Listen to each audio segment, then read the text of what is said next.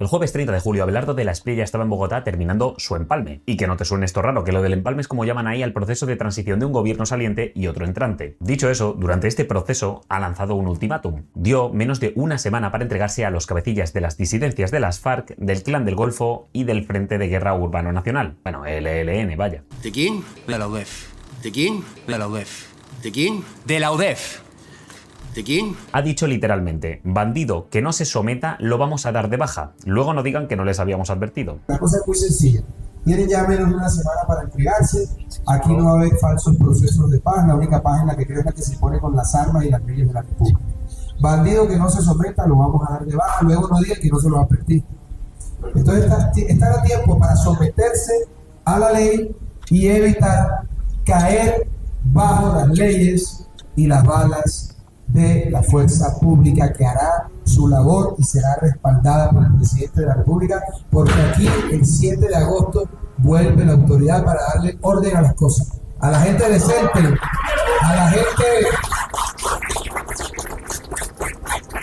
gente decente y trabajadora, protección y garantías a los bandidos mano de hierro. Bien, pues 48 horas después de este ultimátum, a las 3:20 de la mañana del sábado 1 de agosto, un camión cargado con 15 artefactos explosivos aparcó frente al comando de la policía del norte de Santander, en Cúcuta. No era un coche bomba normal, era una plataforma de lanzamiento. Llevaba una rampa metálica montada encima y venía camuflado con sacos de patatas y zanahorias. El resultado de este ataque han sido 14 heridos. No ha habido muertos humanos, pero lo importante ya no es tanto lo de los artefactos. Lo importante es la respuesta que esto supone al ultimátum que había dado Abelardo.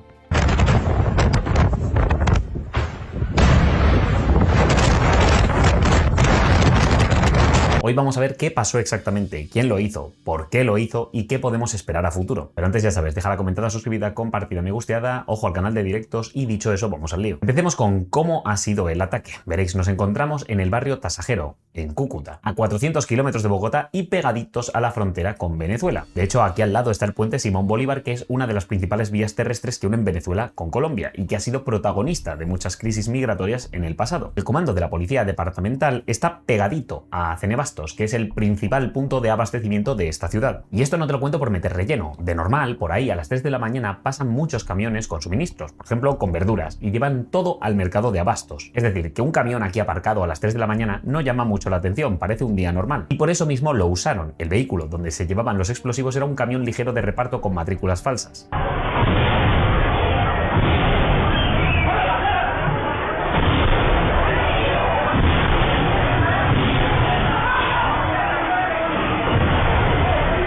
Además, estaba modificado para poder lanzar estos explosivos. Le habían montado un sistema mecánico sobre rieles para poder retirar la carpa a distancia y una rampa desde la que se lanzaron 15 artefactos explosivos de 20 kilos cada uno. He leído que a estos en Colombia los llaman tatucos, así como dato. Es decir, que aparcaron el camión este con una cobertura de patatas y zanahorias, se alejaron, activaron el sistema por radiofrecuencia, el disfraz se retiró y los tatucos salieron disparados para atacar el comando policial. En cierto sentido eso me recuerda un poco a los ataques con drones ucranianos a los aeropuertos militares rusos desde camiones camuflados que se activaron por control remoto, a una escala muchísimo menor, por supuesto. Porque en este caso, tal como os digo, los dos hombres que llevaban el camión se bajaron y se largaron minutos antes del ataque. Además, dejaron una carga explosiva de más en el camión para que explotase y destruir así las pruebas. Esto es un ataque terrorista claramente, y aquí el director de la Policía Nacional, el general William Rincón, dio el balance de damnificados. Hablamos de 11 policías y 3 civiles heridos. Además, 3 de estos agentes con pronóstico reservado, así que yo entiendo que están muy graves. De entre los 3 civiles había una mujer que era una vendedora de café de un puesto callejero que estaba ahí al lado. Hubo un muerto, pero no humano, sino la perra del comando que llevaba 8 años de servicio. Por lo demás, dañaron la fachada y se cargaron 9 vehículos policiales, y en ese barrio reventaron una sucursal bancaria, un concesionario y gran parte del comercio que estaba ahí establecido. Además, este general dijo que el ataque apuntaba a la zona de la unidad médica del complejo policial. Os repito, el ataque iba dirigido a la misión médica de la policía, que estaba especialmente cubierta para proteger a los heridos que estén siendo tratados. Todo esto ocurrió, además, durante las ferias de Cúcuta, que fueron canceladas inmediatamente. Bien, ¿quién podría ser tan cabrón como para atacar la unidad médica de la policía, cargándose los establecimientos comerciales de buena parte del barrio y dejando a más de una docena de heridos, incluyendo destruyendo civiles y por supuesto matando a la pobre perrita. A ver, al momento de la grabación de este vídeo nadie ha reivindicado el ataque todavía. Y ojo, porque se habla del ELN, pero claro, el ELN sí suele reivindicar sus ataques. En mayo asumió públicamente la masacre de Ábrego, en la que murieron 6 personas y que fue en este mismo departamento. Aquí, de momento, no han reivindicado nada, tal como digo. Dicho esto, la policía y el Ministerio de Defensa se lo atribuyen al ELN sin lugar a dudas, concretamente a 2 de sus estructuras que operan ahí en Cúcuta. Y sí, efectivamente se trata de uno de los grupos a los que Abelardo dio un ultimátum 2 días antes. De hecho, para que veáis si viene motivado por el ultimátum lo de este ataque, el 31 de julio, un día antes del atentado, se alertó precisamente de que uno de estos grupos armados iba a atacar a unidades policiales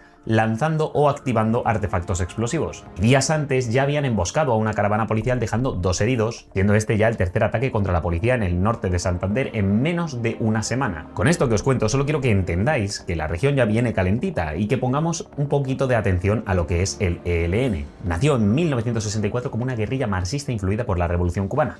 Ya sabéis, como casi cualquier grupo armado de Latinoamérica. Y desde entonces, pues, funcionan desestabilizando la región según de dónde les venga el viento. Se les estiman en torno a unos 5.000 combatientes, más los milicianos y redes de apoyo. La manera en que funcionan no es piramidal, sino que está un poco descentralizado. El ELN tiene un comando central, que es el COCE, con 5 comandantes que toman las decisiones políticas. Dentro de las caras más visibles tenéis a Antonio García y a su negociador histórico, que es Pablo Beltrán. En la frontera con Venezuela, el jefe militar más poderoso es Gustavo Aníbal Giraldo, alias Pablito. Os cuento esto para que entendáis que el ELN funciona descentralizado en parte. La frente tiene su propia autonomía militar y financiera. Por eso, cuando la cúpula firma un acuerdo, pues no siempre se cumple desde abajo. Por eso esta vez están tardando en reivindicar el ataque, porque igual el Antonio García pues no lo había ordenado personalmente esto de Cúcuta. Ahora bien, lo segundo importante, desde que se fundó, pues han pasado 62 añazos, así que podéis suponer que el discurso pues sigue siendo revolucionario de lo que sea, pero la caja ya no viene financiada desde la Unión Soviética a través de Cuba, sino que ahora lo que llena su bolsillo pues es el narcotráfico, la minería ilegal, la extorsión, el secuestro. Ya sabéis. Os traigo amor. Por eso el Catatumbo es tan importante, porque la región tiene unas 55.000 hectáreas de coca con capacidad para producir casi 400 toneladas al año. Por eso, en enero de 2025, el ELN lanzó una ofensiva por sorpresa contra el Frente 33 de las disidencias de las FARC, en plena negociación de paz con Petro. No es que en ese momento la revolución que representa el ELN estuviese muy caliente por el pueblo trabajador, es que les hicieron una OPA hostil básicamente para quedarse con su quesito del negocio de la coca, mientras Petro no se enteraba muy bien de qué iba la negociación, o se enteraba muy bien, eso ya lo que vosotros digáis. Esta ofensiva ha desplazado a casi 100.000 personas desde entonces, que son la imagen clara de que la paz de Petro pues es muy bonita en el papel, pero muy ingenua en la realidad. Y Cúcuta es la capital de este departamento donde las guerrillas se hostian por ver quién se queda con el narcotráfico que les permite financiarse. Y dirás, pero si las hostias se las dan aquí normalmente por el narcotráfico, ¿por qué ahora atacan a la policía? Pues mira, hay varias explicaciones que da la propia policía. La primera sería para despedir a Petro con un golpe de castigo al ver que lo de la paz total con la que han estado meándose en Colombia pues desaparece. El ELN ha acusado ya al gobierno de incumplir lo pactado y de haber respaldado a la estructura 33 de las disidencias de las FARC, que es su rival en el Catatumbo. La segunda es demostrar que siguen ahí, que están armados visto el cambio de gobierno. De hecho, hay que estar atentos porque el informe de la policía advierte de posibles acciones alrededor del 7 de agosto en los alrededores de Bogotá y Cali, que son los centros de poder gubernamental, ya que de nuevo el objetivo es demostrar poder durante la toma de posesión de Abelardo. Esto encaja con que el 6 de julio Antonio García, que es la cara del ELN, escribió que con De la Espriella lo que viene es candela. Es decir, que estaría repartiendo el entrante de lo que se podría venir después del 7 de agosto, porque Abelardo llega con un programa que es exactamente lo contrario del de Petro. Pero negociación, presión militar, cooperación con Estados Unidos y con Israel, cierre de 14 embajadas, entre ellas la de Cuba y Nicaragua, y ultimátums a más no poder. El ELN no puede evitar esta guerra en la que van a usar todo contra ellos. Lo que puede es tratar de hacerse grande para asustar. Un camión bomba en una capital departamental, 6 días antes de la posesión, le dice al nuevo presidente que cada operación que lance pues va a tener un coste en las ciudades. Pero falta una pieza aquí que os voy a comentar teniendo en cuenta que estamos en la frontera con Venezuela. Bien, durante más de 2 décadas el ELN construyó en Venezuela una retaguardia estratégica. Tiene presencia en 8 de los 24 estados venezolanos, especialmente en Zulia, en Táchira, en Apure, en Amazonas y en Bolívar. Se ven tan sobrados que tienen montados campamentos permanentes, corredores fluviales, pistas clandestinas y minería de oro en el arco minero. pueblo. Pero agárrate los machos, porque en Táchira ellos eran los que controlaban hasta el reparto de las cajas CLAP del chavismo para controlar el hambre del pueblo venezolano. La inteligencia colombiana calcula entre 1.300 y 1.400 hombres del ELN en territorio venezolano, pero es que además la cúpula del ELN está escondida precisamente en Venezuela. Eso no es afinidad ideológica, eso es infraestructura establecida con el chavismo. ¿Y qué pasa? Que estamos en 2026 y desde enero el cotarro lo dirige Delcy de forma muy obediente a Trump. ¿Y qué pasó con esta infraestructura facilitada por el chavismo al ELN? Pues que empezó a irse a la mierda. No del todo, pero ha empezado a irse a la mierda. Este año se han llevado a cabo operaciones contra campamentos del ELN en suelo venezolano con el visto bueno de Caracas. El propio ministro de Defensa colombiano dijo en febrero que los guerrilleros ya no se sienten seguros en esa zona y que eso los está empujando hacia el lado colombiano. Hasta Petro llegó a confirmar que hubo bombardeos coordinados con el gobierno de Venezuela. Es decir, que el ELN ahora mismo está siendo empujado tanto desde Venezuela como desde Colombia. Y cuanto más arrinconado está, más necesita demostrar que tiene fuerza y capacidad para tratar de evitar que vayan con todo a por ellos, aunque yo creo que esto precisamente va a provocar más aún que quieran barrerlos de la faz de la tierra. Ahora, para cerrar, vamos a proyectar la toma de posesión presidencial del 7 de agosto. Abelardo quiso tomar posesión en una base militar, no en Cúcuta, sino en Cauca, pero el objetivo al final era el mismo, que es marcar que su presidencia va a apoyarse mucho en el ejército para reducir a estas guerrillas y tratar de tener un estado estable, medio funcional, en el que el gobierno tiene el control total del territorio y no lo comparte con organizaciones criminales armadas hasta los dientes. Pero Petro dijo que no iba a dar permiso para que la toma de posesión pues fuese en un cuartel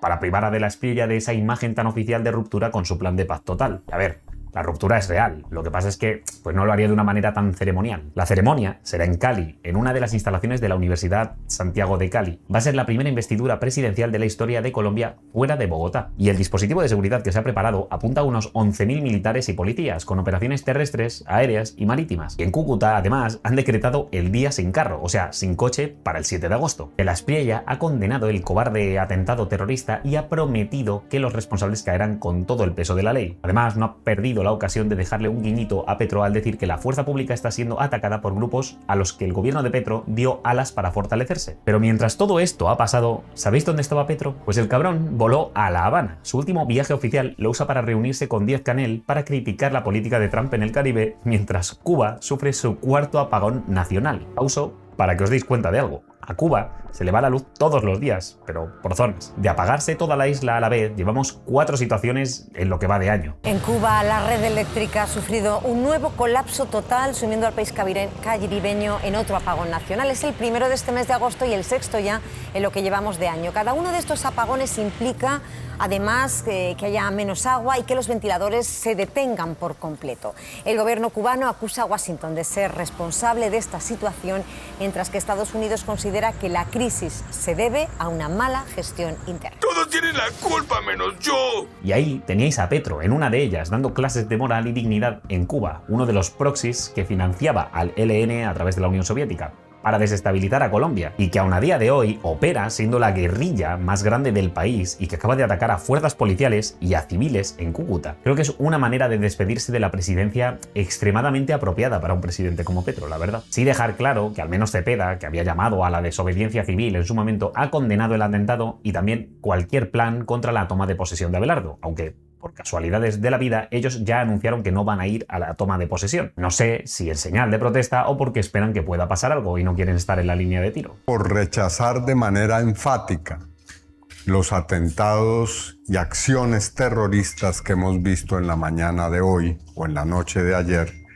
presentarse en la ciudad de Cúcuta. Quiero, en nombre del Pacto Histórico y de la Alianza por la Vida, manifestar nuestro absoluto rechazo y condena enfática a esos graves hechos.